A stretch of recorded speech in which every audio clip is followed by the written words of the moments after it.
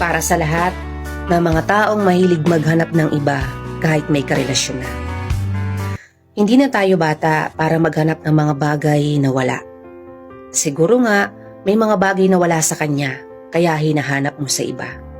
Pero hindi mo ba naisip na sa bago mong ipinalit, meron ding mga bagay na wala sa kanya? Patuloy mo na lang bang hahanapin yung mga bagay na wala? Bakit hindi ka na lang kaya makontento sa kung anong meron ka? Baka isang araw, sa kakahanap mo sa mga bagay na wala, ikaw yung tuluyang mawalan. Tumandang mag-isa dahil nasasabik ka lang naman sa umpisa. Magaling ka lang sa umpisa. Sa umpisa kung saan nandun pa yung kilig, wala pang problema at wala pang hindi pagkakaunawaan. Huwag ka masyadong mapaglaro pagdating sa pag-ibig. Huwag pairalin yung damdamin na sa una lang lahat gagawin.